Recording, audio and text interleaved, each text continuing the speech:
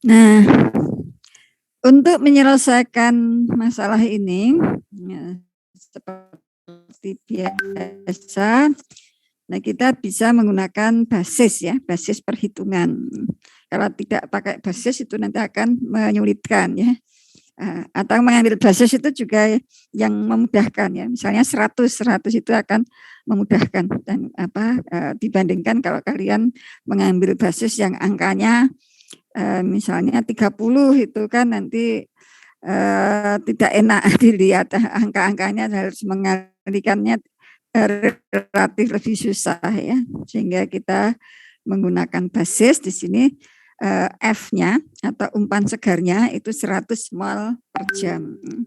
Nah 100 ini boleh 100 mol per jam atau 100 kilomol per jam ya, tergantung kalau reaktor mungkin tergantung sebenarnya konstanta kecepatan reaksi itu ordernya jam atau detik atau menit. Kalau reaksinya cepat sekali, mungkin saudara lebih baik mengambil basisnya 100 mol per menit. Tapi umumnya ini per jam ya. Nah, dan kita ini mengambil basis umpannya, umpan segarnya adalah 100 mol per jam. Kemudian dari gambar tadi kan itu kan ada mixing point ya, yang merupakan titik pertemuan antara umpan segar dengan recycle ya, dengan recycle. Kemudian dari mixing point itu nanti akan keluar untuk masuk ke reaktor yang tadi diberi lambang G ya. Nah, sehingga kita bisa tuliskan ini karena karena umpan segarnya tadi adalah A murni, maka di sini ada F kalikan satunya ini ya, karena murni ya. Kalau tidak murni ya berarti saudara perlu perhitungkan, misalnya umpan segarnya hanya mengandung 90% A, yang 10% inet, yaitu untuk neraca massa A-nya harus saudara bedakan dengan neraca massa total ya. Jadi ini F dikalikan 1 di sini tadi karena murni ya, kemudian R juga sama dengan 1 juga. Ini sama dengan ini juga 1 kalikan G ya. Kemudian tadi kita sudah mengambil basis ya. Mengambil basis F-nya itu 100 ya, sehingga ini kita bisa masukkan angka 100 di sini.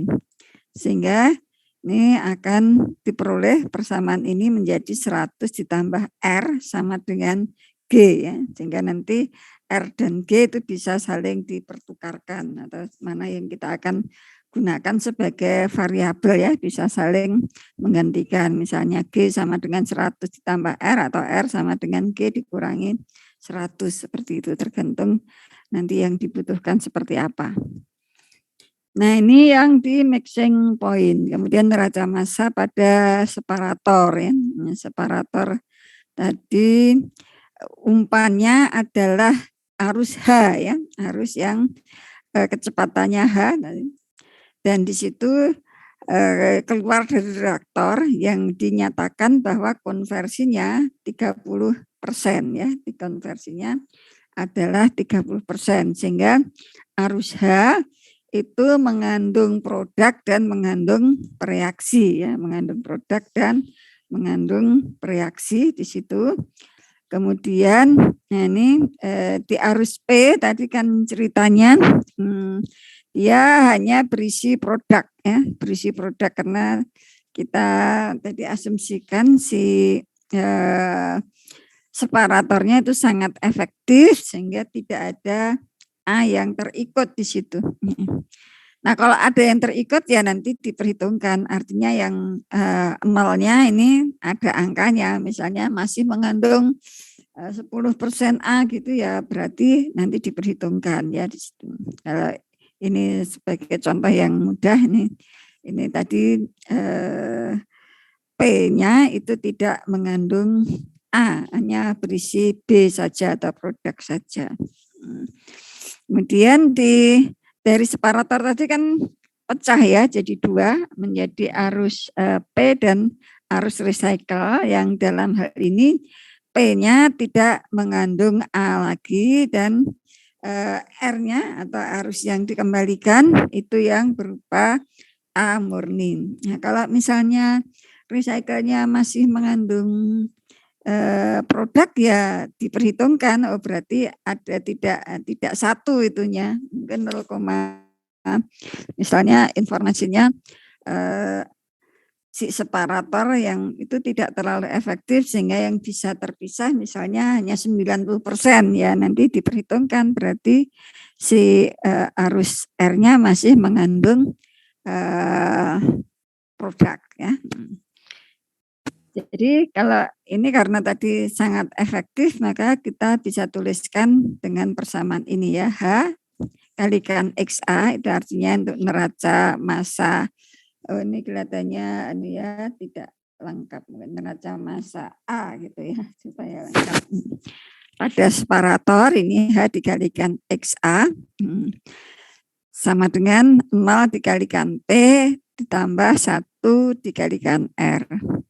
Atau kalau mau saudara ganti dengan data yang tersedia ya ini bisa H dikalikan 0,3 sama dengan R gitu, 0,3 sama dengan R begitu ya.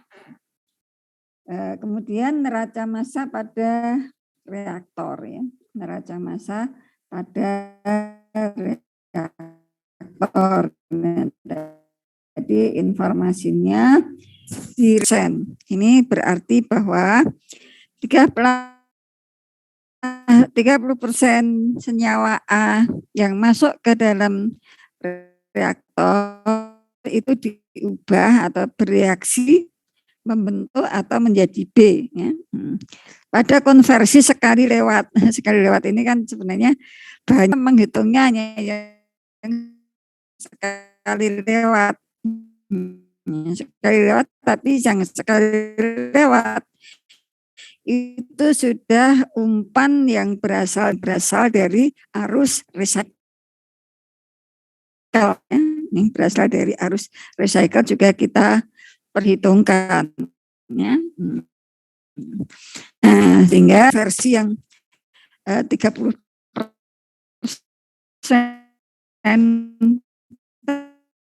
tadi, nah konversi yang kita masukkan atau kita masukkan ke dalam neraca massa di reaktor untuk senyawa A, maka mungkin bisa kita lihat lagi di sini ya. Ini G, ini H, kemudian G tadi berasal dari R dan F ya. Ya, yang perlu dipahami itu saja. Ya, maka di sini akan berlaku ini persamaan ini bahwa 1 dikalikan G dikurangi H dikalikan XA itu dikurangi 0,3G sama dengan 0 ya. Atau kalau kita ini ke double ya. Ini ke double kita tulis, maka ini bisa kita ubah ya dengan persamaan yang di atas ini sayangnya tidak diberi nomor ya ini. Maka ini 100 ditambah R dikurangi R dikalikan. Nah, 0,3 ini 100 ditambah R. Ini 100 tadi kan yang umpan segarnya, R adalah recycle-nya ya. Ini maka ini ada 0,3 dikalikan 100 ditambah R sama dengan 0. Dengan demikian kita bisa menghitung bahwa nilai R-nya adalah 233 mol. Atau perbandingan recycle dengan umpan segarnya adalah ini 233 dibagi 100 atau 2,33 ya. Ya ini artinya apa? Artinya ya kalau kita merancang untuk memperoleh keadaan seperti ini, ya, keadaan seperti yang dideskripsikan ini, artinya kita harus membuat agar yang di-recycle, jadi mungkin nanti di separatornya ini dipasang suatu alat untuk mengalirkan agar yang mengalir sebagai recycle ini besarnya adalah 233 mol per jam ya. Sehingga nanti pada saat mendesain reaktor, maka ini umpannya adalah tadi 233 ditambah 100, ini 333 konversinya 30%.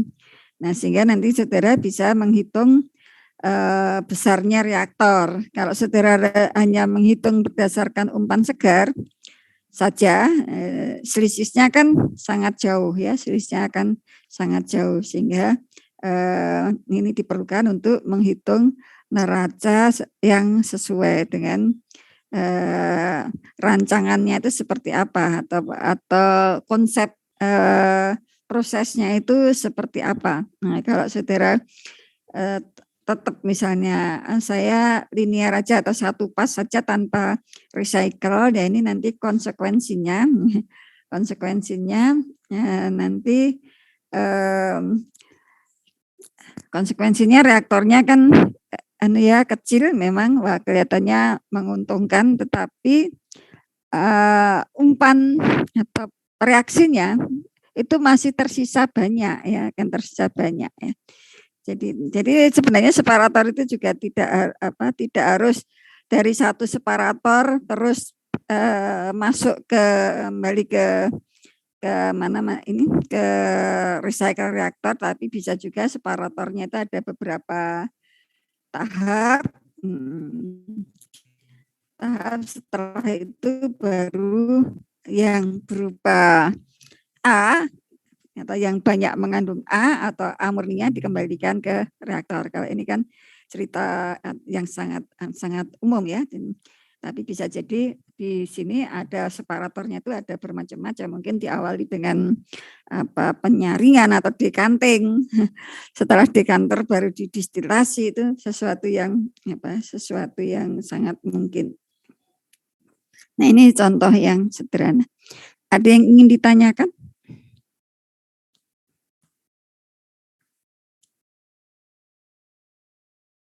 Enggak ada ya, atau terlalu sederhana masalah ini ya. Kalau enggak ada bisa saya lanjutkan. Itu tadi harus recycle ya. Kalau saya perhatikan memang banyak mahasiswa yang tugas akhir itu jarang yang memperhatikan ada arus recycle. Jadi di konversinya dianggap besar gitu. Atau sering tidak tidak memerlukan recycle. Ya bisa jadi itu betul juga karena kebetulan reaktornya tidak reaktornya atau reaksinya satu arah sehingga konversinya bisa tinggi sehingga tidak diperlukan recycle. Itu memang sesuatu yang mungkin. Tetapi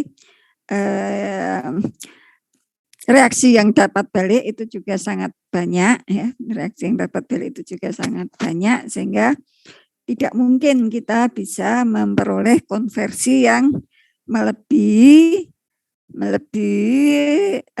nilai konversi kesetimbangannya ya.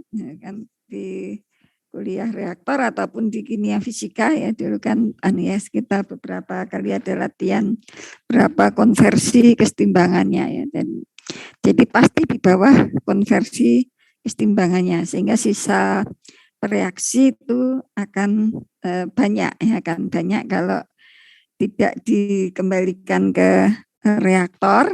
Nah nanti tidak tidak efisien, prosesnya tidak efisien, heatnya kecil ya, secara keseluruhan yang diharapkan menjadi produk itu enggak berubah jadi produk. Nah itu untuk arus recycle. Saya izin tanya Bu. Kita lanjut, enggak silahkan. Kalau ya, semisal kalau kasusnya seperti katalis, apakah seperti contohnya pembuatan penyl etil alkohol kan Bu? Nah dia kan benzen sama etilen oksida, terus menggunakan katalis berupa aluminium klorida kan. Nah itu tuh aluminiumnya ini kalau nggak salah di recycle lagi untuk jadi katalis lagi kan Bu. Nah itu tuh masuk di iris recycle atau cuma kayak pembaruan katalisnya aja Bu? Oh ya, itu aluminium kloridanya ini sebagai larutan atau sebagai apa itu ya? Serbuk Bu, padat. Oh serbuk, oh serbuk, serbuk. Berarti ya, seperti ya reaktornya reaktor terfluidisasi gitu. Iya Iya. Bu. Reaktornya jadi si serbuknya itu bersama bahan yang akan direaksikan itu terfluidisasi gitu ya. Terus aluminiumnya tadi itu katalisator ya. Tapi kan dia memiliki umur gitu ya. Iya Bu. Ya kan, memiliki umur sehingga diperlukan untuk regenerasi gitu ya. Ya ceritanya gitu loh. Ya. Terus cuma di sini ceritanya agak berbeda ya karena tadi kan aluminium kloridanya itu sebenarnya dari proses itu kan tetap sebagai aluminium klorida ya. Iya Bu, tetap. Jadi kan hanya dia pada kondisi yang awalnya itu aktif tapi suatu saat tidak aktif lagi gitu atau aktivitasnya berkurang gitu ya. Jadi maksudnya itu tuh ya. pas dia dibalikan lagi ke reaktor kan untuk jadi katalis lagi itu masuk kategori arus recycle atau tidak ya? Sesimpel itu sih. Oh ya. Ya, itu arus recycle tetapi bukan recycle apa ya? Bukan recycle yang seperti di reaktor tadi yang mengalami reaksi kimia, tetapi itu mungkin ada proses untuk regenerasi itu dikeluarkan dari reaktor untuk diproses agar menjadi aktif lagi, misalnya dipanasi atau diberi aliran steam gitu ya. Terus dikembalikan ke reaktor. Tetapi kalau di situ dari perhitungan di reaktornya itu kan itu pada saat regenerasi itu reaktornya berhenti atau tetap jalan? Jalan kalau nggak salah. Tetap jalan. Nah kalau tetap jalan kan hanya ada proses keluar aja tapi di reaktornya tetap ada aluminium klorida yang bisa berfungsi sebagai katalisator. Ya. Jadi perhitungannya beda dengan yang tadi. Dengan yang kalau tadi kan bahan baku, kalau ini kan bahan pendukung atau katalisator supaya aktivitasnya itu tetap tinggi gitu ya. Terima kasih Tapi Bu. mungkin itu perhitungannya bisa dikaitkan dengan deaktivasi katalisator. Deaktivasi terus diaktifkan kembali, bukan neraca massa atau neraca mol dalam reaktor. Tetapi itu dikaitkan dengan deaktivasi katalisator supaya lebih aktif lagi gitu. Aktif lagi sehingga kecepatan reaksi yang kita gunakan, misalnya konstanta kecepatan reaksinya tertentu, itu ringnya itu masih dalam kisaran yang bisa kita terima untuk perancangan reaktor itu. Ya. Ya, jadi ya bagus itu inspirasi yang bagus bahwa memang ada kasus seperti yang disampaikan Lulu tadi untuk suatu reaktor yang menggunakan katalisator serbuk terfluidisasi ya, bercampur dengan reaksi tetapi sebenarnya dia tidak mengalami reaksi tetapi karena proses di dalam reaktor ada gesekan dan sebagainya itu atau mungkin ada racun juga ya, racun katalisator yang berasal dari produk sehingga bisa menurunkan aktivitasnya. Nah, sebagai cara untuk mengaktifkan kembali maka dia dikeluarkan nanti dikembalikan ke reaktor. Nah, dikeluarkan dari reaktor itu dia diaktifkan misalnya dengan dialiri steam atau apa, tetapi itu perhitungannya bukan terkait dengan reaksi dan produk tetapi terkait dengan katalisator. Memang kalau yang umurnya pendek, ya nanti regenerasinya itu mungkin secara kontinu ya, setiap saat sehingga kita mengambil kecepatan fluidisasinya itu seberapa sehingga katalisatornya keluar terus nanti dipisahkan terus dimasukkan ke alat regenerasi begitu. Ya, dulu bagus itu. Ya, Bu. Kita lanjut ke untuk kok nggak mau share screen.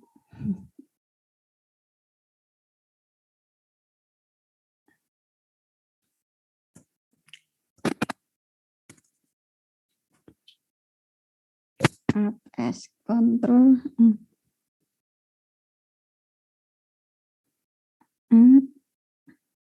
S. Kok nggak mau share screen saya. Mungkin jaringannya. Jaringannya Pak ya, kok nggak mau coba. Tanya coba ya, nggak mau juga pakai S juga nggak mau. Oh, ini sekarang mau. Mungkin tadi jaringannya Pak ya, kok nggak mau. Sekarang kelihatan ya.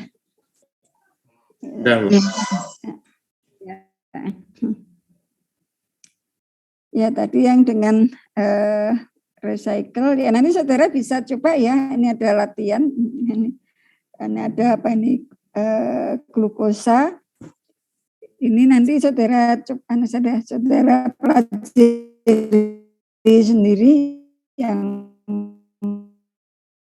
reaktor dengan recycle yang ada soal ini tadi. Belum saya share ya ini apa materinya. Nanti saya share.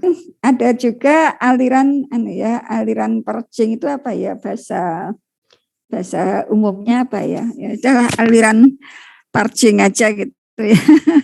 Aliran purging itu suatu aliran yang dimaksudkan untuk menghilangkan akumulasi dari suatu bahan, biasanya suatu inat ya, atau bahan-bahan yang tidak diinginkan agar dia tidak terakumulasi di dalam proses atau di dalam reaktor. Karena kalau dia terakumulasi nanti akan mengganggu misalnya di reaktor ya. Nah, susunannya seperti ini ya. Tadi kan dari recycle semua dikembalikan ke reaktor ya atau ke proses, tapi karena misalnya dia mengandung suatu bahan, jadi umpan segarnya itu misalnya mengandung bahan yang bisa bersifat racun atau bisa membuat proses itu melambat ya, karena kalau melebihi batas tertentu, nah maka kita tidak hanya di recycle saja, tapi ada sebagian yang harus kita buang ya. Ya ini yang disebut dengan ini arus atau aliran purging ini. Ya. Ini blade off atau ini ya purging. Ya. Ini ada bahan-bahan yang tidak diinginkan agar tidak terakumulasi di sini. Karena kan inputnya akan ada terus ya, akan membawa bahan yang tidak diinginkan tersebut. Nah ini contoh diagramnya seperti ini. Nah ini contohnya, ini misalnya dalam suatu proses ini ada aliran yang mengandung ada argon. Argon misalnya 0,3 argon per 100 campuran antara nitrogen dan hidrogen. Namun di sini ada batas maksimum argon yang masuk ke reaktor itu 5/100 ya. Jadi di sini ada 3/100. Tetapi karena di sini ada proses recycle ya akan ada nanti tambahan input yang berasal dari recycle. Tetapi di sini ada constraint, ada pembatas. Ini argon yang boleh masuk ke reaktor ini maksimum 5/100 ya. Nah, kita diminta untuk menghitung ini berapa rasio aliran parts. Ini aliran parts ini kita beri lambang P PJ ini ya, PG ini terhadap umpan. Apabila konversi ini 65% ya. Nah, jadi ini bagaimana agar yang masuk ke dalam reaktor ini enggak boleh melebihi 5/100 nih. Nah, karena kalau saudara recycle terus ya, ini bisa jadi nanti akan melebihi 5/100 dan nanti reaktornya akan terganggu atau proses di reaktor di sini akan terganggu ya. Ini argon ini bisa ya. Nah, ini contohnya mirip ya dengan yang pertama tadi, tetapi di sini umpannya ini ceritanya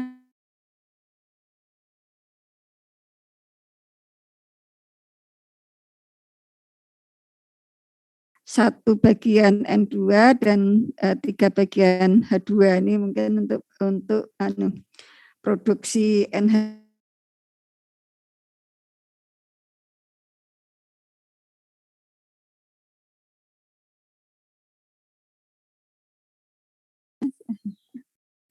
Tadi putus ya?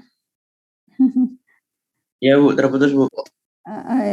Tapi di ininya itu nggak ada tanda kok terputus, tapi kok tahu-tahu muter lagi. Ya.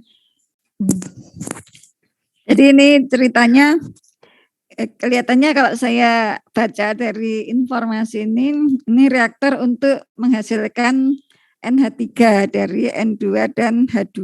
Nah, ceritanya di umpan segar ini mengandung 1 bagian N2 dan 3 bagian H2.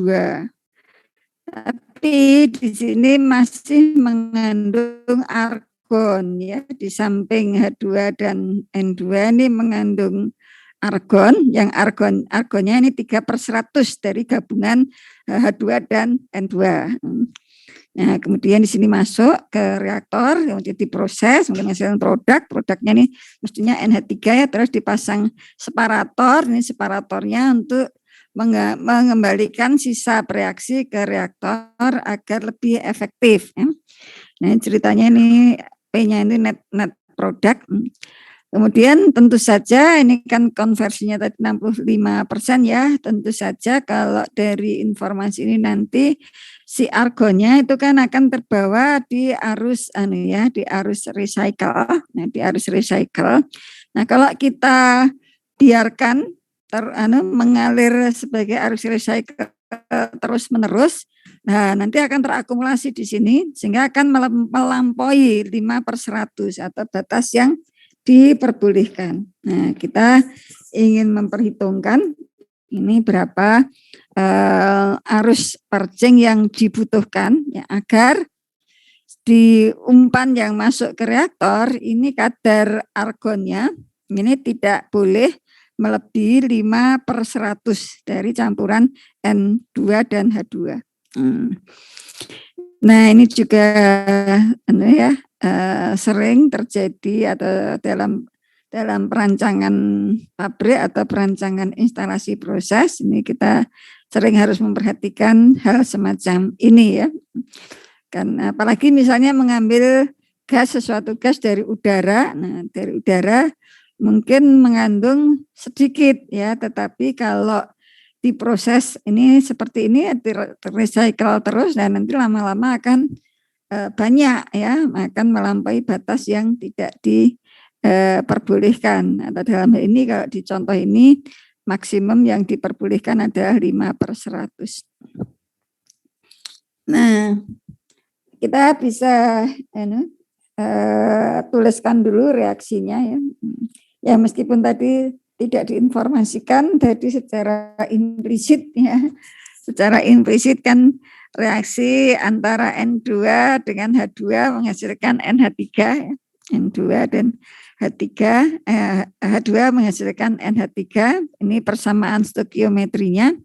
Nah, kita dapat tuliskan ini koefisiennya 1, ini koefisiennya 3, kemudian di sini koefisiennya 2 ya, sehingga hasilnya ini NH3. Kemudian kalau kita lihat di aliran prosesnya, Ini campuran N2 dan H2 yang masuk ke proses. Proses tadi sebenarnya reaktor gitu ya. Itu berasal dari umpan segar dan dari recycle. Nah, tadi kita basis yang kita gunakan ini N2 dan H2-nya adalah 100 ya. Kemudian yang keluar dari reaktor, yang keluar dari proses, yang keluar dari campuran yang keluar dari proses, ini kelihatannya ada yang salah kali ya.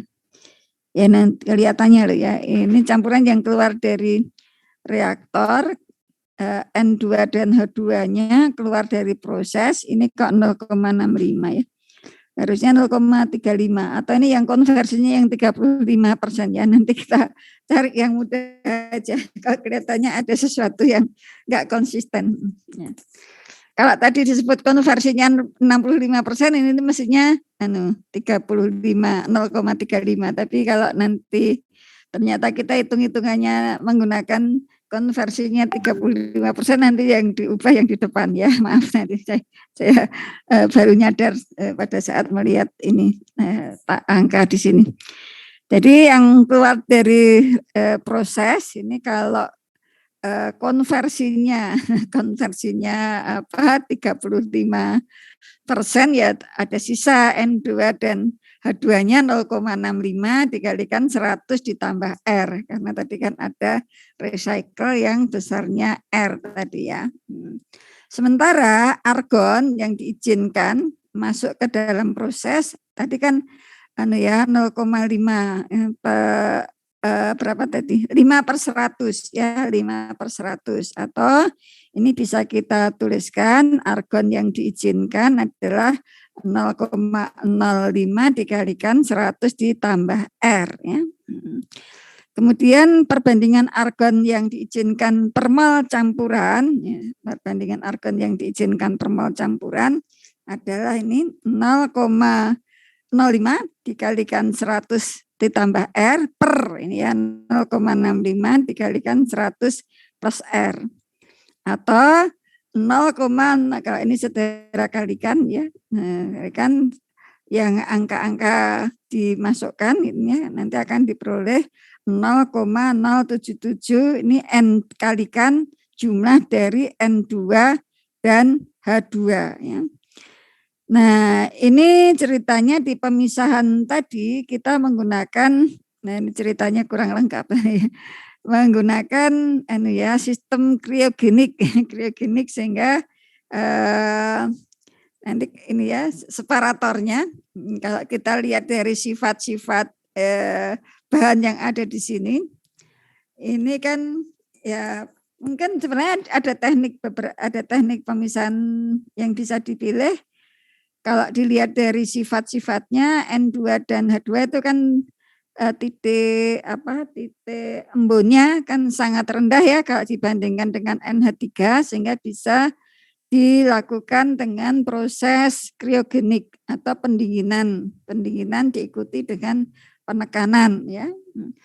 Mungkin kalian juga ini kan tidak harus dengan proses kriogenik, bisa juga menggunakan absorpsi, kalau absorpsi NH3 itu kan larut dalam air, sehingga nanti bisa juga terpisah antara N2 dan H2-nya. Nah, kalau dari sini ceritanya dengan pendinginan ya, dengan kriogenik karena ini menggunakan kondensor.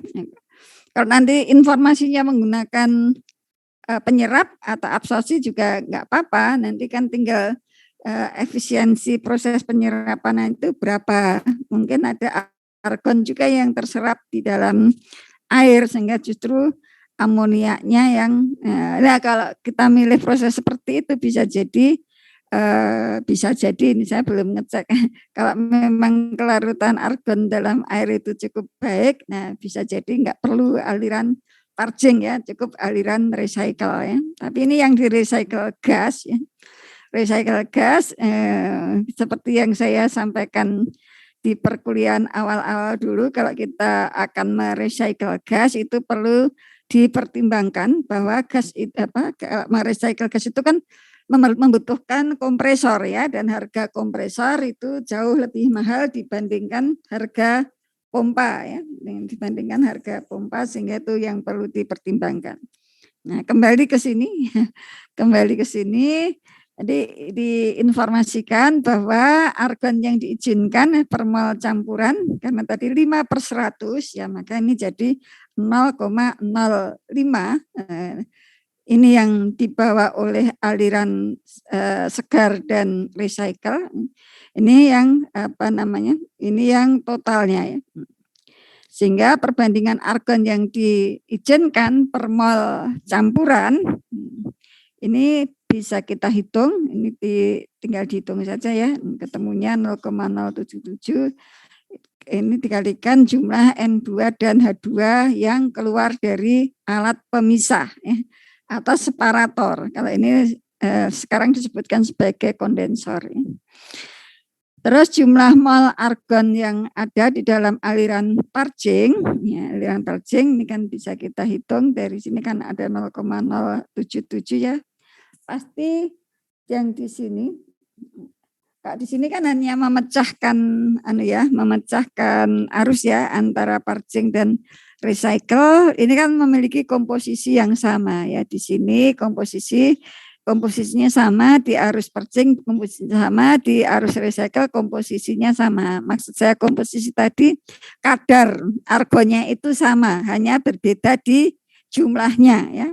Jadi baik yang ini keluar dari separator, kemudian yang ikut arus PJ ini maupun arus recycle, ini komposisinya sama atau persen argonnya itu sama, hanya berbeda di jumlahnya. Nah, sehingga ini juga angkanya juga 0,077 ya, 0,077 dikalikan arus perjennya. Nah, kemudian tadi dari informasi yang digambar ini bahwa argonnya itu 0,3/100 H2 dan N2 ya. Nah, dengan demikian karena argon dalam umpan kita menggunakan basis 100 mol umpan H2 dan N2, itu artinya argon yang ada dalam umpan atau yang dibawa oleh umpan adalah 0,3 mol. Nah, pada kondisi steady sudah mantap, dengan argon dalam aliran PET itu sama dengan argon dalam aliran feed ya, sehingga akan bisa kita tulis bahwa ini 0,077 Pg itu sama dengan kok ini 0,3 Pg ya. Ini ada salah ya. Ini harusnya apa? Ini harusnya F ya, F.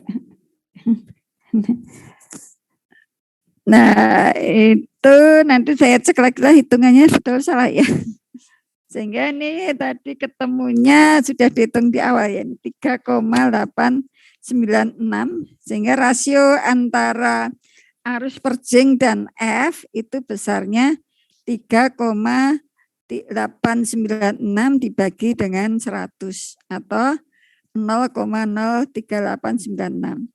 Ini artinya apa makna yang ditulis di sini? Nah, nanti pada saat kita mendesain proses ini, artinya kita harus membuat pemecah arus di sini yang akan mengeluarkan besarnya perjing dibandingkan umpan, itu seperti yang kita hitung di sini ya. Jadi tidak sekedar ini dibalikkan saja, tetapi kita harus memasang suatu alat untuk memecah ya, memisahkan si arus ini. Ya, arus ini mau dipasang di mana sih?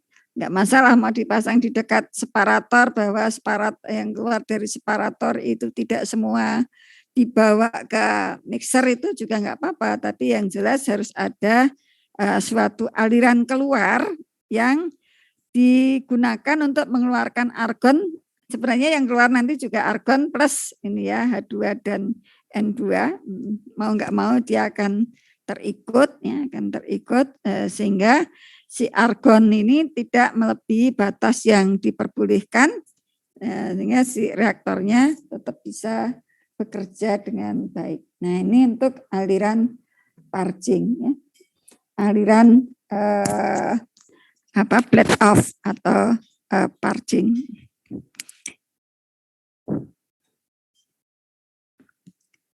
Ada yang ingin ditanyakan sampai dengan aliran ini? Saya kurang tahu di tugas PIP saudara apakah ada yang menggunakan purging atau tidak. Ya, ini sebagai pengetahuan ya. Nanti kalau menjumpai suatu kasus semacam ini, saudara perlu perhitungkan apa adanya atau keperluan aliran tadi let off atau dikeluarkan dari sistem supaya tidak terakumulasi. Kemudian aliran yang berikutnya adalah bypass, ya, bypass. Nah, ini kalau aliran bypass, kalau tadi aliran recycle, ya, kalau bypass ini dapat dikatakan ya kebalikannya, ya. Kebalikannya ini misalnya nih, kalau gambarannya seperti ini. Ini bypass, jadi ini umpan, kemudian proses, terus alat pemisah. Nah, ini terus, ini aliran bypass itu misalnya dari umpan langsung ke tidak melalui proses. Nah, ini biasanya sih diperlukan untuk pengendalian proses, ya, untuk pengendalian proses. Misalnya saudara mengambil menggunakan ini alat prosesnya itu misalnya reaktor, misalnya kalau ini apa tadi ceritanya, ini C5H12 dan C5 ISO dan normal dan ISO, normal C5H12 dan ISO C5H12. Nah, ini tapi kok ini ceritanya isopentan dipisahkan dari, ini ceritanya di dalam pembuatan bensin, isopentan itu dipisahkan dari bensin bebas butan. Butannya enggak kelihatan ya. Ini menggunakan diagram alir, ini isopentan, kemudian produknya itu ini yang normal, ini yang iso. Normal C5H12 ini harapannya mengandung ini 87%. Ini kan prosesnya hanya proses pemisahan, ya. Nah, ini kenapa ini harus ada bypass, ya? Karena di sini kan seperti hanya mengoplos, ya. Seperti hanya mengoplos, ya, bisa jadi supaya mencapai target dengan komposisi yang ditargetkan itu tidak perlu dipisahkan atau ada aliran yang langsung aja ke produk, ya, aliran ke pemisah produk sehingga nanti komposisinya ini sesuai dengan yang ditargetkan, ya. Ya, sehingga kita pasang aliran bypass, ya. Jadi diagram alirnya seperti ini misalnya kita memiliki umpan, ya, umpannya kadarnya ini 75% normal C5H12 dan ISO-nya 25%, ya. Harapannya nanti mengandung yang normalnya itu lebih tinggi, ya, normal normal ini kok ya, ini enggak pakai butannya, enggak ada, normal pentanya itu 87%. Artinya ini diproses tetapi prosesnya tidak dengan reaksi kimia, ya, hanya dengan pemisahan, ya, mungkin dengan cara apa ya, saya belum mempelajari ini karakter dari normal dan ISO ini. Kalau memiliki titik didih berbeda, ya kita bisa pisahkan dengan cara distilasi, ya. Nah, ini setelah terpisah, ini bisa saja kita tidak harus memisahkan semuanya, tetapi ini dikendalikan dengan cara memasukkan si umpan itu langsung ke produk ya, ke produk. Ini sebenarnya separator tuh ya hanya gambar saja ya, karena proses pemisahannya kan di sini agar komposisi itu sesuai dengan yang ditargetkan. Dan di samping komposisi yang sesuai target, tentu saja kalau dengan aliran bypass, ini kan artinya tidak perlu proses ya, tidak perlu proses pemisahan. Misalnya dengan cara distilasi itu kan membutuhkan energi panas ya untuk memisahkan, sehingga dengan membuat aliran bypass ini juga dari biaya produksi, biaya operasi juga tentu saja akan lebih hemat ya, akan lebih hemat dibandingkan tidak menggunakan aliran bypass. Nah, ini konsepnya saja mengapa aliran bypass itu diperlukan ya. Ya, ceritanya seperti ini, kemudian kita akan menghitung. Tadi yang diminta menghitung apa saja? Menghitung ini S-nya berapa, kemudian X-nya berapa, P-nya berapa ya, yang kita diminta menghitung. Kalau Y-nya, ya kalau Y-nya tentu saja ya ini sama dengan X ya. Kalau dilihat ya, ini kan hanya mecah arus ya. Kalau komposisinya, ini kelihatannya XY ini bukan komposisi tetapi besarnya ya, besarnya aliran Y, aliran X, kemudian aliran S dan aliran P. Nah, kalau P dan S-nya tahu, X-nya tahu ya Y-nya otomatis bisa dihitung ya. Yang kita hitung berarti S, P, dan X. Nah, ini kita menyelesaikannya seperti biasa, kita menggunakan basis. Ya, basisnya kita ambil yang mudah ya. Kita ambil yang mudah, maka kita ambil angka 100 ya. 100 itu biasa dipakai untuk digunakan sebagai basis. Ya, kita mengambil basis 100 mol. Kalau ini massa ya, 100 pon umpan. 100 pon umpan, tadi ceritanya di sini, ini juga persennya, kalau tidak ada informasi apa-apa, memang persen ini biasanya persen berat ya. Jadi kalau tidak ada penjelasan, ya misalnya ya pada penggunaan bahan-bahan kimia, saya kira sama ya, kalau saudara membaca misalnya asam nitrat 65%, itu kan kalau punya 100 gram asam nitrat berarti yang 65 gramnya adalah asam nitrat murninya. Demikian juga kalau asam sulfat 98%, berarti kalau kita punya 100 gram, yang 98 gram adalah H2SO4-nya. Ya, ini karena ini juga tidak ada informasi apa-apa, maka kita menggunakan konvensi ya, konvensi yang sudah berlaku. Ini adalah persen berat. Nah, sehingga kita ini mengambil basis 100 pon, atau kalau mau 100 kilogram juga boleh ya, 100 gram juga boleh ya. Kita umpannya 100 pon. Maksudnya ada per waktunya ya. Ya kita satu periode waktu itu 100 pon, 100 pon umpan. Nah, sehingga kita bisa susun neracanya ya.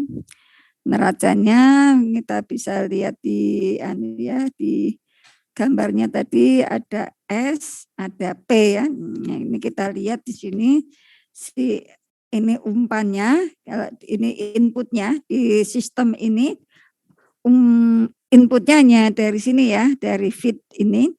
Kemudian outputnya ini keluar sebagai P dan S ya, keluar sebagai P dan S karena yang di sini hanya muter ya, muter atau ya di bypass ini kan masuk lagi. Ya, sehingga dari gambar tadi ya, kita bisa ini susun neraca massa totalnya. F itu sama dengan S ditambah P ya. Nah, kalau kita mengambil basis umpannya adalah 100, maka ini 100 sama dengan S ditambah P. Ya. Ini neraca massa total.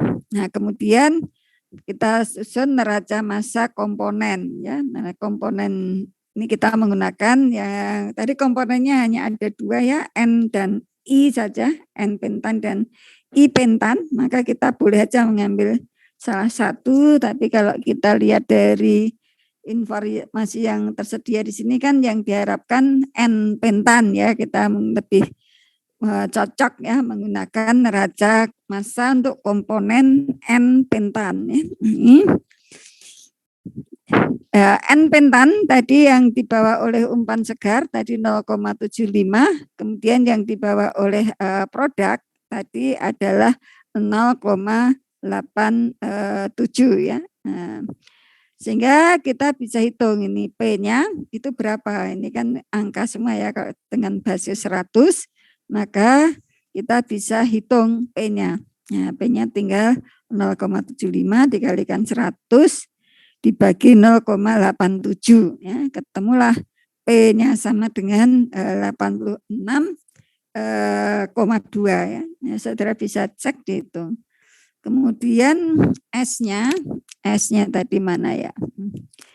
Nah, kalau saudara lihat di sini S-nya itu apa saja ini? S-nya itu berasal dari mana ini ya? Kalau saudara lihat di sini ini 100 ya, kemudian di sini produknya si 100 tadi mengandung 25% ya, sementara di sini P-nya 25% ISO ya, kemudian yang P-nya mengandung 87% apa ini N sehingga apanya ISO-nya sisanya ya.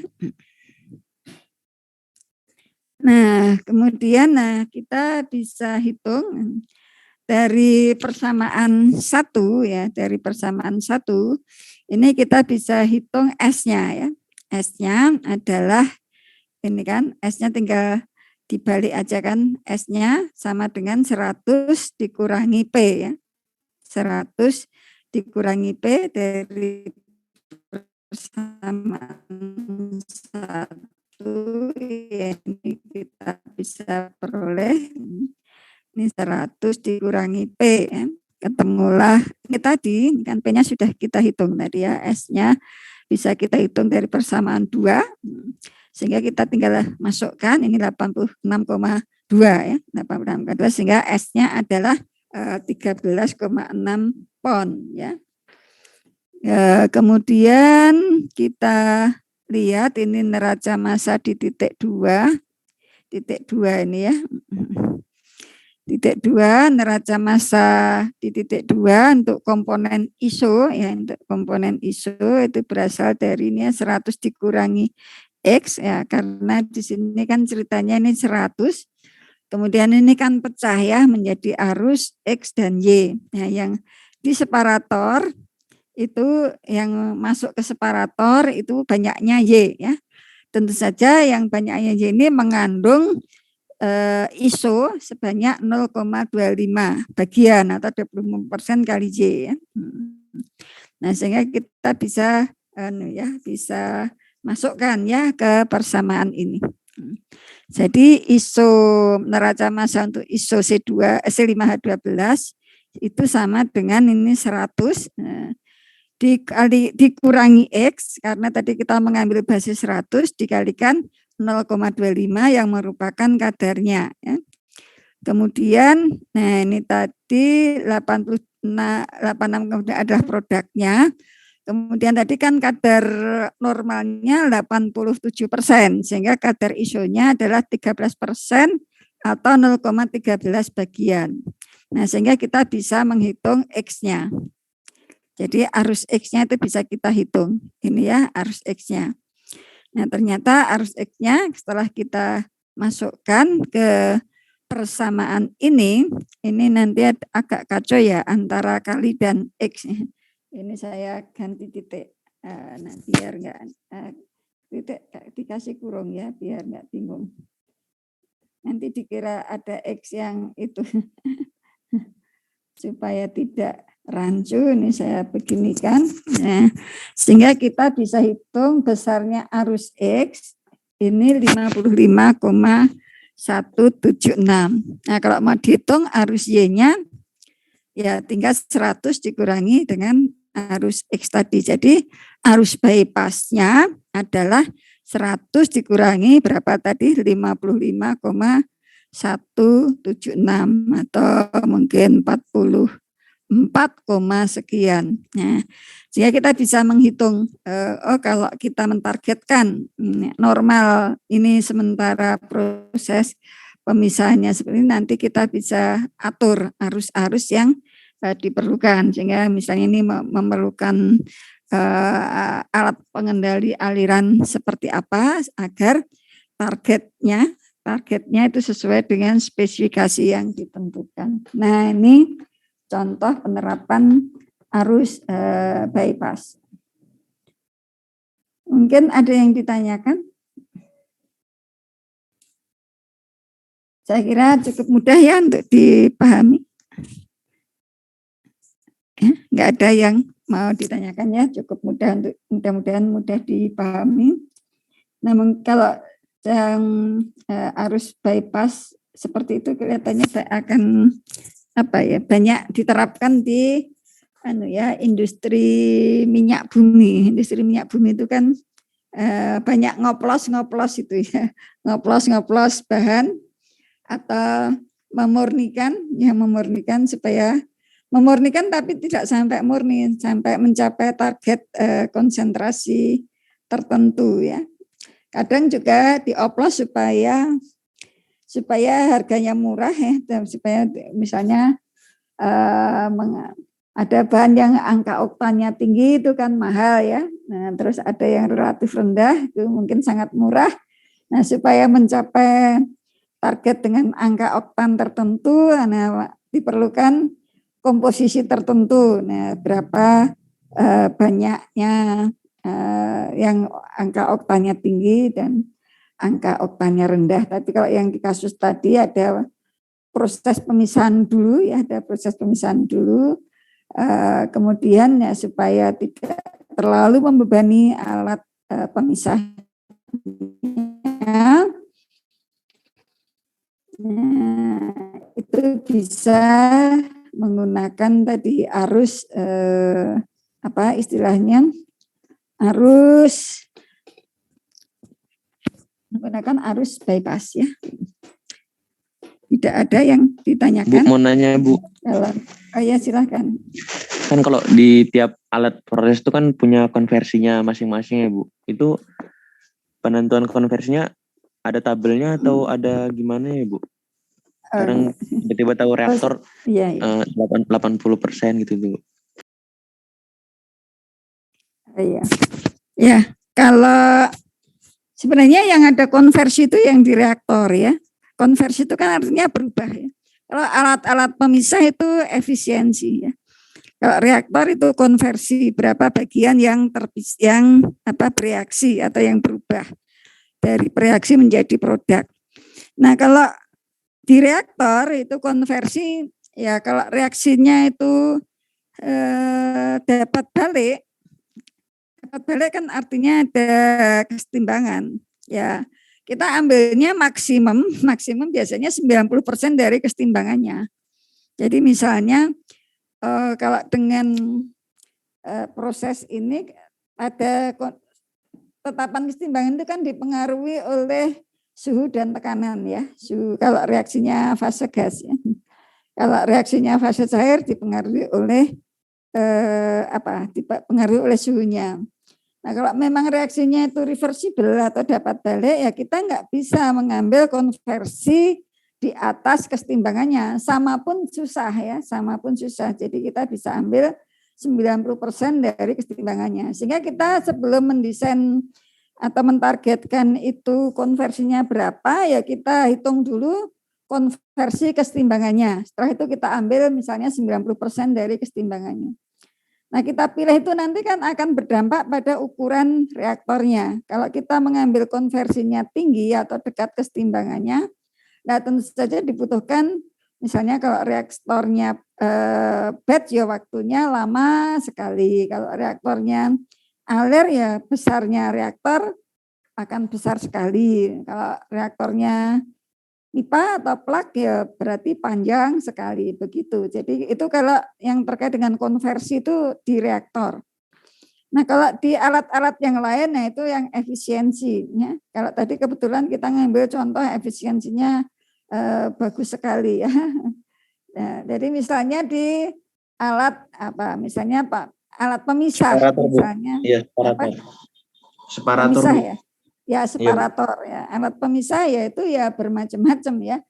Saudara misalnya memilih alat pemisah apa kebetulan padat cair misalnya, berarti kan saudara ya menggunakan filtrasi. Nah, filtrasi ya itu tergantung pada apa namanya membran atau penyaring yang digunakan.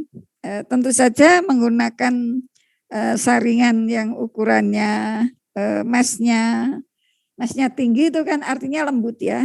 Kalau dengan mesnya tinggi ya berarti efisiensinya bisa tinggi. Ya. Tetapi kalau menggunakan mes yang rendah ya efisiensinya ya akan rendah. Ya, ya memang kalau saya cari-cari itu nggak nemu berapa efisiensi ya untuk semua alat tuh nggak nemu. Kalau misalnya kalau pompa itu yang ada itu kalau pompa itu sekitar 60-70% itu efisiensi energi. Tapi saya kemarin itu sempat mencari misalnya untuk alat filtrasi itu nggak ada juga waktu ujian tugas akhirnya siapa itu ya. Ferry itu kan ada dosen yang menyatakan, oh ini ada di buku FOS. Itu. Ternyata tak Ferry saya minta nyari-nyari ya nggak nemu. Misalnya. Ya yang jelas ya yang kalau memang ada informasi dari pengalaman, misalnya di industri dengan alat pemisah itu bisa memisahkan misalnya partikel dengan ukuran berapa, ya itu yang bisa digunakan. Nah kalau misalnya yang terkait dengan filtrasi tadi kan memang kita tuh nyaring partikel padatan yang ada di situ kan biasanya partikelnya kan ukurannya kan juga mulai dari yang misalnya hasil proses pengendapan itu kan ukurannya bervariasi kan nggak besar-besar semua atau nggak kecil-kecil semua. Nah sehingga kita mau misalnya mau mengambil filter yang ukuran mesnya itu dia akan mampu menahan ukuran partikel yang paling kecil di situ, nanti kan proses pemisahannya kan juga lama sekali. Nah, ya kalau saya kalau saya memang karena nggak nemu ya terus terang di textbook itu nggak ada. Kalau memang ada informasi misalnya dari spesifikasi alat itu mampu menyaring yang ukurannya sekian ke atas misalnya ya nanti kalau di situ ya saudara tinggal distribusi ukuran partikelmu berapa, berarti yang ukurannya lebih kecil dari mesnya di situ kan akan lolos begitu. Yang jelas kemungkinan untuk memisahkan 100% itu kecil ya, yang jelas itu aja. Tapi seperti yang saya coba cari itu belum nemu misalnya untuk alat pemisah misalnya distilasi itu juga kalau distilasi mungkin constraint-nya ada di sifat sifat dari bahan-bahan yang kita pisahkan. Misalnya kita memisahkan alkohol dengan air. Nah, di situ kan ada titik azeotrop ya. Titik azeotrop itu pada alkohol berapa itu? 95, berapa persen ya. Nah, kalau kita memisahkan alkohol dengan cara distilasi biasa, maka nggak akan dapat alkohol yang konsentrasinya itu lebih tinggi dari titik azeotropnya itu. Jadi memang kadang-kadang ada yang terus tidak realistis, mau hasil atasnya itu alkohol misalnya 96% itu udah nggak mungkin karena di titik azeotropnya itu sekitar kalau nggak salah ya sekitar 95%. Jadi secara ilmiah kalau sudah mencapai 95% misalnya di plate yang paling atas, itu artinya si alkohol dan air yang kadarnya 95% itu sudah seperti komponen murni, satu komponen yang tidak akan terpisah lagi. Jadi harus dilanjutkan dengan proses pemisahan yang lain. Ya. Gitu kira-kira Nanda. Saya juga mencari-cari tapi kok enggak, saya belum nemu, tapi mungkin kalau nanti kalian bisa nemu, nah itu bisa disampaikan ya di kelas. Ya, Bu. Saya juga lagi nyari-nyari Bu, kayak separator alat itu misalnya kayak separator gas itu kan itu kalau pakai asumsi sendiri berarti bisa kan Bu, misalnya cuma 70%, cuma 80% itu bisa kan Bu? Ya bisa saja, bisa nanti kan itu konsekuensinya kalau tinggi kan nanti alatnya menjadi lebih besar gitu kan, kalau rendah alatnya lebih kecil gitu kan, bisa, Iya, Bu. bisa. Cuma kalau efisiensinya itu 100%, nah itu yang kadang-kadang dianggap kurang realistis saja, meskipun bisa jadi terjadi ya, kalau misalnya memang katakanlah kita mau menyaring yang partikel padat ukurannya besar, nah sehingga kemungkinan terpisah dengan baik itu kan tinggi. Ya, kalau nanti bisa nemu silahkan disampaikan ke saya. Terus terang juga berusaha mencari. Kebetulan 2 tahun terakhir ini kan banyak mahasiswa yang mengerjakan tugas akhirnya itu berubah ke perancangan ya, sehingga memerlukan data-data itu, sehingga saya coba mencari, terus mahasiswa bimbingan saya juga saya minta mencari, tapi nggak ada gitu. Ada penguji yang mengatakan itu ada di buku FOS gitu, tapi ternyata nggak nemu juga di situ, nggak ada juga. Kalau yang ada itu yang efisiensi energi itu, yang efisiensi pompa misalnya itu sekitar itu ada. Ke ini kan neraca panasnya ya Bu, bukan Iya, prosesnya. iya untuk yang neraca panas yang itu yang ada. Mungkin dulu agak rancu di situ. Yang kalau yang neraca energi itu memang beberapa sumber itu ada, pompa itu nggak mungkin, misalnya pompa jenis ini nggak mungkin energinya efisiensinya 100%, paling 60 sampai 70% pasti, karena ya kalau dari faktanya kan kalau pompa berputar itu ada gesekan, terus mesti ada energi yang hilang. Gitu Nanda. Nanti kalau nemu diinfokan ya. Mudah-mudahan bisa nemu. Saya dari tahun-tahun lalu nyari juga Bu nggak nemu Bu. Iya, ya kemarin mahasiswa bimbingan saya juga saya minta nyari, coba tak cari kok tadi. Saya juga ikut nyari, tapi nggak nemu juga. Yang nemu yang efisiensi panas. Soalnya dulu tuh pernah tuh sama Bu Ega, Aika, cuman nggak tahu ibunya cuman nyebutin ini misalnya reaktor tuh cuman bisa 80%, separator tuh 70%. Jadi cuman bilang doang gitu Bu, cuman saya nyari sumbernya dari mana gitu masih belum nemu. Iya sih, nah, saya juga mencari. Nah, waktu ujian itu ada yang menyampaikan di buku apa sih? Saya kebetulan kan ada buku-buku yang untuk perancangan alat itu kan banyak ya, ada Wallace, ada apa lagi tuh. Yang saya cari di situ kok juga enggak ada juga. Tapi kalau misalnya reaktor itu ya tergantung tadi, kalau reaktor konversi itu tergantung pada apakah dia reaksinya searah atau dapat balik. Kalau dapat balik pasti di bawah konversi kesetimbangannya. Ya, jadi dihitung dulu konversi kesetimbangannya. Kalau reaksinya searah ya, atau konstante kecepatan reaksinya besar, nah itu bisa jadi konversinya bisa tinggi, hanya kalau konversinya tinggi kan membutuhkan waktu yang lama. Tapi kalau saya perhatikan di dalam prakteknya itu kalau reaksinya searah itu bisa loh 100%. Apalagi kalau yang salah satunya dibuat berlebihan. Ini yang konversi untuk reaksi pembatasnya bisa itu 100%. Jadi kelihatannya enggak ada standar yang terus digunakan secara baku. Kalau reaktor itu konversinya maksimum 80%, itu kelihatannya enggak ada deh. Kelihatannya gitu Nanda.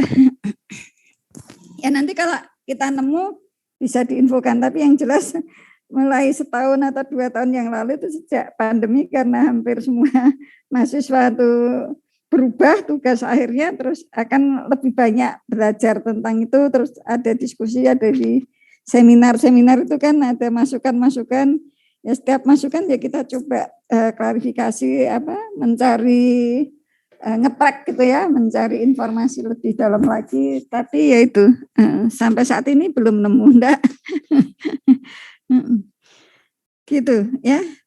Tapi mungkin di Oke, Bu. alat itu ada, misalnya beli alat itu kan kadang ini bisa memisahkan partikel dengan ukuran sekian dengan baik. Artinya kalau misalnya alat pemisah yang basisnya ukuran partikel, ya kita cek aja partikel kita ukurannya di atas itu atau di bawah itu, sehingga atau berapa bagian yang kurang lebih kecil dari yang ditentukan di situ, artinya itu akan lolos, akan tidak terpisah.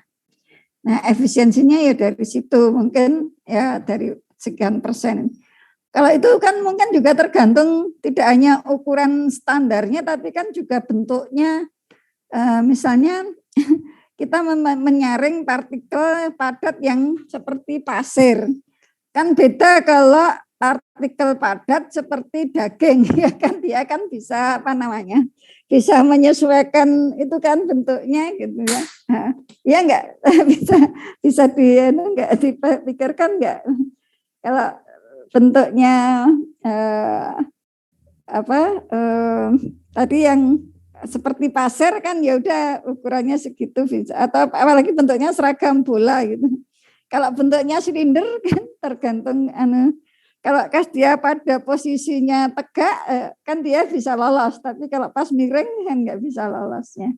Apalagi tadi yang bentuknya kenyal-kenyal itu kan bisa menyesuaikan gitu kan sambil ditekan gitu kan dia bisa menyesuaikan bentuknya sehingga bisa lolos juga. Saya kira tadi itu nggak mudah deh, itu banyak faktor yang berpengaruh. Gitu ya, Ndak ya. Oke, Bu, terima kasih, Bu.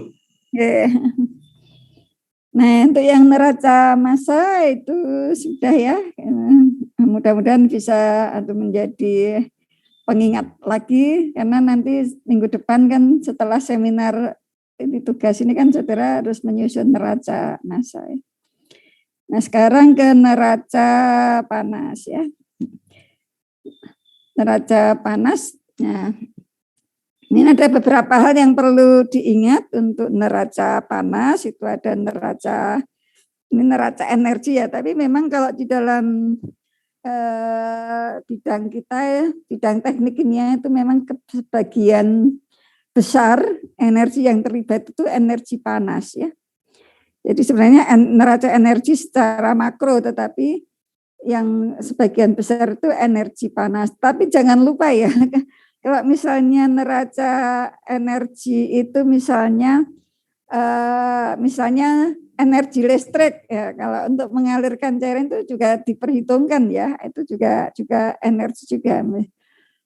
Tapi memang kalau terkait dengan reaksi kimia itu umumnya neraca panas, tetapi jangan lupa bahwa ada energi potensial, sehingga dalam neraca energi itu juga ada itu. Kalau saudara mungkin kalau yang terkait dengan neraca energi untuk proses alir itu ya, itu yang misalnya menggunakan pompa, kompresor, itu kan nggak kelihatan ada panas ya, tapi mungkin menggunakan energi listrik, tapi kan itu energi juga. Jadi sebaiknya juga saudara pahami itu bahwa ada neraca energi yang kalau kita terapkan itu seperti pada saat mungkin belajar termodinamika ya, neraca energi untuk proses alir.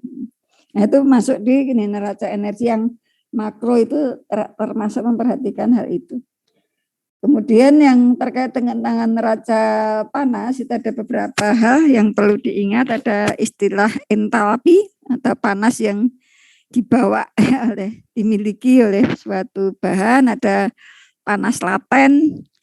Panas laten itu misalnya panas yang digunakan untuk menguapkan atau melebur, itu panas laten pada kondisi tertentu ya, dari air cair menjadi uap air tanpa ada perubahan suhu, itu panas laten. Kemudian ada panas sensibel, nah itu yang panas yang terkait dengan perubahan suhu. Mungkin secara mudah persamaannya adalah MCP delta T ya, M massa, CP panas jenis atau kapasitas panas delta T perubahan suhu. Kemudian ada panas pembentukan. Ya, panas pembentukan biasanya kalau kita tidak memiliki data panas reaksi, itu bisa memanfaatkan data panas pembentukan, selisih antara panas pembentukan produk dan panas pembentukan reaksi, itulah panas reaksi ya. Kalau tidak tersedia panas reaksi bisa memanfaatkan ini. Panas pembakaran itu yang dilepaskan pada saat proses pembakaran sempurna biasanya. Jadi karbon ya jadi CO2 misalnya. Kalau mengandung unsur karbon dan hidrogen ya nanti produknya CO2 dan H2O. Kemudian panas reaksi. Kemudian ada persamaan neraca energi, kemudian neraca panas dengan perubahan fase. Nah, kalau neraca panas dengan perubahan fase itu nanti di samping melibatkan panas sensibel, ada panas laten juga. Kemudian neraca panas dengan reaksi kimia, nah ini ada panas yang dibawa oleh aliran, kemudian ada panas sensibel, kemungkinan juga ada panas reaksi ya, karena reaksi kimia itu selalu melibatkan energi. Nah ini saya kira saudara sudah pernah, paling tidak sudah pernah mendengar semuanya ya. Kemudian untuk bentuk-bentuk energi, ya, di samping energi panas memang yang sering kita gunakan itu energi panas, tetapi kita juga perlu ingat ada potensial energi. Jadi misalnya untuk yang proses alir itu biasanya kan mungkin dari elevasi yang rendah ke elevasi yang tinggi itu kan ada energi potensial, atau sebaliknya dari tempat yang tinggi ke tempat yang lebih rendah. Ya, itu juga ada masing-masing memiliki energi potensial ya. Jadi karena tingginya energi yang dimiliki karena posisinya dari permukaan bumi ya. Jadi ini energi potensial. Kemudian ada kinetik energi, itu yang terkait dengan kecepatan alir. Yang kalau persamaannya ini setengah mv kuadrat ya. Jadi ini tergantung pada kecepatannya. Sehingga untuk neraca energi yang proses alir, mungkin di persamaan Bernoulli itu kan ada setengah mv kuadrat. Kemudian ada MGH juga atau Z gitu ya, mungkin kalau di persamaan yang umum. Kemudian ada energi panas atau Q. Ini biasanya panas yang disuplai atau yang diambil dari suatu proses, atau disuplai ke proses atau diambil dari suatu proses. Kalau prosesnya itu eksotermis, nah biasanya panasnya diambil dari proses. Kalau prosesnya endotermis, ya dia supaya bisa terjadi proses, ya kita suplai panas dari luar. Kemudian ada energi kerja. Energi kerja itu yang yang disebabkan oleh benda yang berputar. Ya ini yang terkait dengan pompa dan kompresor serta blower itu yang terkait dengan energi kerja. Kemudian ada energi dalam atau internal energi, itu energi yang dibawa oleh bahan-bahan kimia ya, biasanya itu akibat dari hubungan atau ikatan antara atom yang satu dengan atom yang lain. Nah ini keterangannya ya, M ini adalah massa, G adalah percepatan gravitasi, kemudian V ini yang terkait dengan energi kinetik itu adalah kecepatan. Nah ini secara umum ya neraca energi itu bisa kita gambarkan secara umum ini kita batasi ini suatu sistem, kemudian ada massa yang masuk dan massa yang keluar. Jadi neraca energi itu nggak bisa lepas dari neraca massa ya, yang masuk dan massa yang keluar. Nah ini juga massa yang masuk dan keluar itu juga tergantung apakah ada reaksi kimia atau tidak. Nah sehingga di massa yang masuk, aliran yang masuk ini dia membawa entalpi yang masuk. Kemudian yang keluar ini ada entalpi yang keluar. Nah, kemudian di sini ada kerja tadi yang akibat dari misalnya tadi ada kompresor atau pompa atau blower yang dipakai untuk mengalirkan. Nah, ini sehingga ini bisa masuk maupun keluar. Kemudian ada Q itu ya, panas yang disuplai atau panas yang diambil ya. Jadi ini ada aliran yang dibawa oleh aliran, yang dibawa oleh aliran keluar, kemudian akibat adanya kerja dan ada suplai atau ada pengambilan panas dari sistem tersebut. Nah, mungkin secara umum ini bisa kita tuliskan.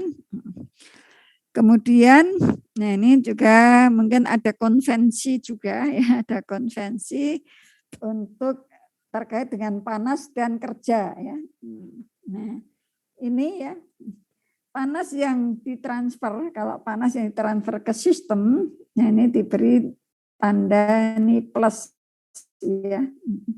Kalau keluar dari sistem ini minus ya, ini konvensi ya. Sebaliknya kalau untuk kerja, ini kalau kerja yang bekerja pada sistem, misalnya ditekan, gitu ya, ini juga plus. Kalau dilakukan oleh sistem, ini minus. Jadi misalnya mengalami ekspansi dan penekanan. Gitu. Kalau ini panas dimasukkan, dipanasi atau didinginkan, mungkin gampangnya gitu ya.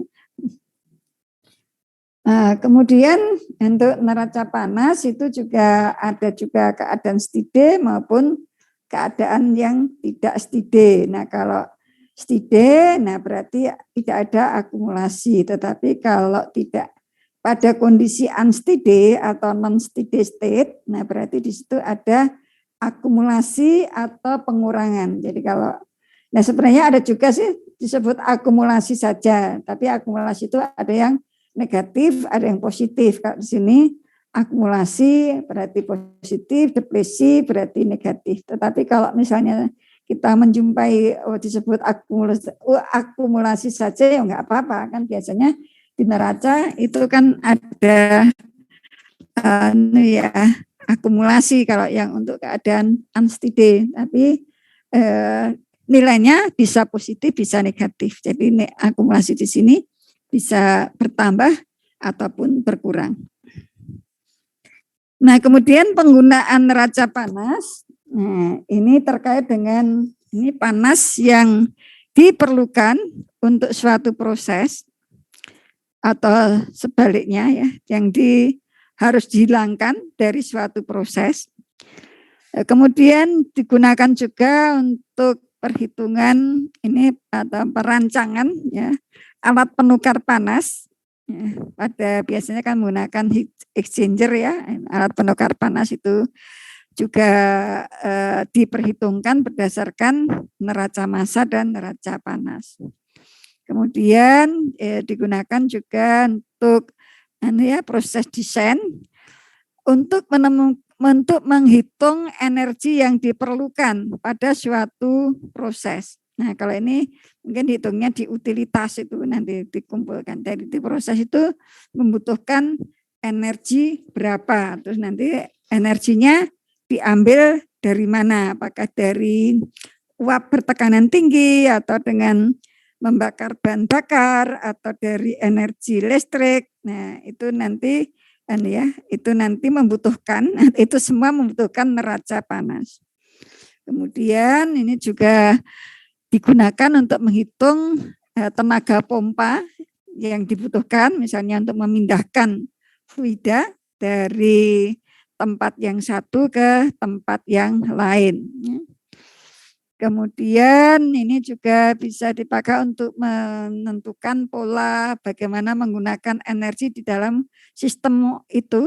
Misalnya dari perhitungan neraca energi secara keseluruhan dan masing-masing ternyata ada aliran yang membawa suhu tinggi atau energi tinggi, artinya itu bisa dimanfaatkan.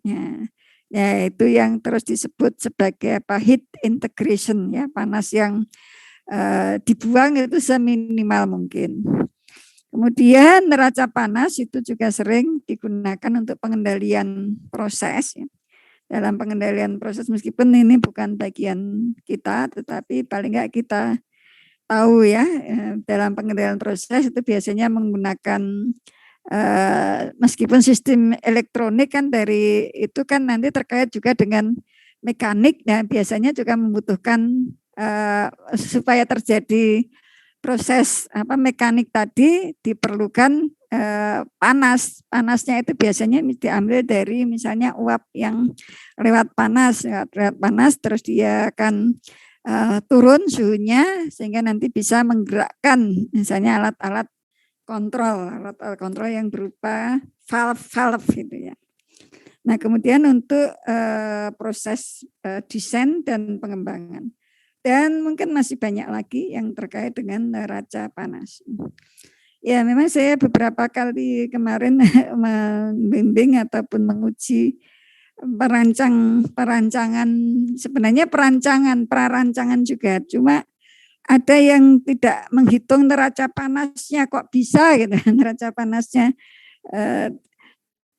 Nah, karena tidak menghitung neraca panasnya, sehingga banyak alat-alat yang kelewatan atau diambil dengan cara asumsi-asumsi lah. Itu yang menurut saya perlu diperbaiki ya. Kalau untuk misalnya pabrik alkohol, kemarin ada juga yang pabrik alkohol dari apa saya lupa itu. Itu hanya mengambil kalau kapasitasnya sekian itu dibutuhkan alat yang harganya sekian tanpa menghitung kebutuhan energinya. Nanti kebutuhan energinya toh bisa dihitung kalau harga alatnya sudah ketemu misalnya 1 triliun, terus ada di tabel faktor lang itu ketemulah utilitasnya kira-kira ada ringnya sekian persen terus diambil berapa persen. Nah kalau seperti itu menurut saya ya itu memang pendekatan seperti itu bisa, tetapi sebagai seorang lulusan sarjana terapan kelihatannya kurang pas deh kalau hanya mengandalkan faktor itu tapi nggak paham itu apa artinya. Ya kalau sudah paham mengambil itu ya silahkan, tapi tolong dihitung dulu ya berdasarkan neraca panas, misalnya pompa yang diperlukan untuk memindahkan apa dari apa, atau misalnya yang tadi pabrik alkohol pasti ada apa namanya proses pemisahan dengan distilasi itu ada, tapi nggak ada neraca panasnya. Nanti panasnya dihitung dengan faktor lang. Nah itu yang menurut saya itu perlu diperbaiki supaya pemahaman kita atau kedalaman kita terhadap proses sebagai calon proses engineer itu terpenuhi. Ya. Kalau tinggal lihat tabel, nah itu enggak pas. Tapi kalau sudah menghitung, terus itu ujung-ujungnya lihat tabel, ya enggak apa-apa, tapi sudah dihitung dulu. Nah kemudian ini neraca entalpi. Nah, neraca entalpi, ini ada kita perlu lihat ya, kita bisa ada energi potensial, ada kinetik, energi kinetik. Kalau untuk apa ya, untuk yang mengalami proses aliran. Kemudian ada kerja. Nah ini persamaannya kita bisa tuliskan. Q sama dengan H2 dikurangi H1 atau Q itu sama dengan delta H atau perubahan entalpi. Kemudian nah ini H2 di sini adalah total entalpi yang dibawa oleh aliran keluar. Tadi yang digambar ini tadi ya. Ya, H2 adalah entalpi yang dibawa oleh aliran keluar, sedangkan H1 itu entalpi yang dibawa oleh aliran masuk. Ya. Nah, ini juga mungkin perlu saudara buka lagi di buku termodinamika bagaimana menentukan entalpi itu ya, karena kan tidak ada harga mutlak entalpinya itu berapa, sehingga saudara perlu membuat suhu basisnya itu berapa atau basisnya itu apa gitu untuk menentukan H2 H1 itu nilainya tertentu ya. Ya itu mungkin yang perlu dipahami ini, tapi saya yakin ini di termodinamika sudah dipelajari, hanya saya mengingatkan kembali saja nih pada saat saudara menyusun ini, saudara perlu mengambil basis perhitungannya, nanti entalpinya, misalnya nilai entalpi air pada suhu sekian nilainya berapa, nah itu bisa digunakan ya. Sehingga yang lain nanti menyesuaikan, karena kita tidak bisa mengukur harga mutlak dari masing-masing entalpi. Nah, kemudian ini tadi kalau H1 lebih besar dari H2, berarti ini energinya akan kita lepaskan dari sistem. Nah, kalau H2 lebih besar dari H1, kita perlu mensuplai energi ke dalam sistem. Kemudian ini tadi sudah ya. Nah, kemudian ini contohnya untuk steam boiler, tapi kok enggak ada gambarnya ya. Steam boiler, nah, saudara tahu ya, steam boiler itu alat untuk menghasilkan steam ya, alat untuk menghasilkan steam. Ini kok enggak ada gambarnya, bisa dipahami atau enggak? Ya mudah-mudahan nanti, mudah-mudahan saya sempat melengkapi dengan gambar ini. Oh ini enggak ada gambarnya, enggak bisa dijelaskan ya. Oh maaf.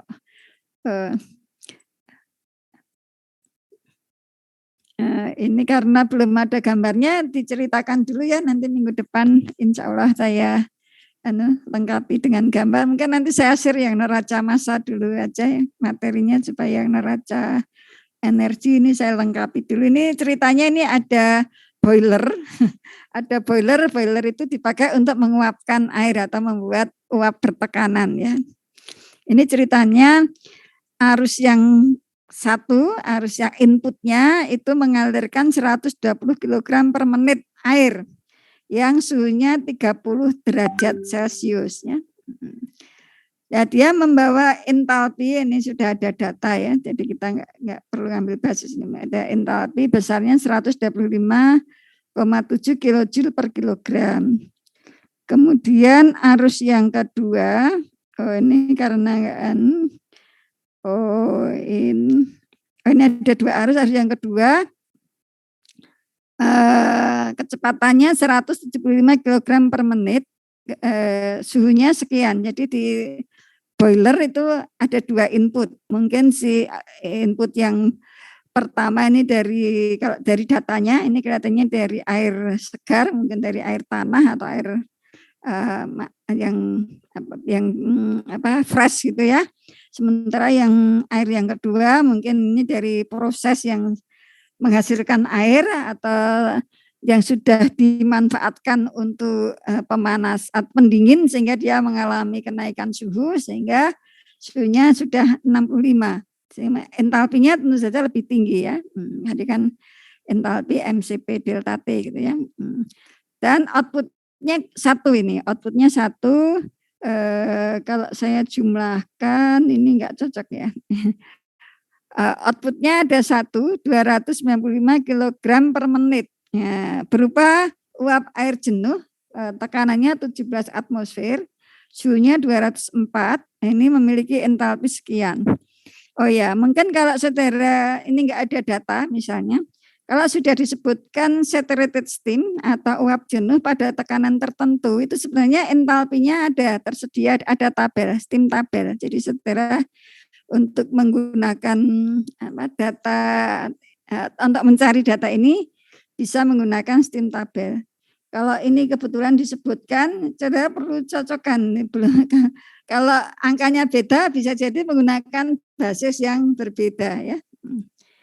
Saya hanya mengingatkan itu supaya nanti pada saat digunakan itu ingat bahwa kalau menggunakan steam berarti ada steam tabel.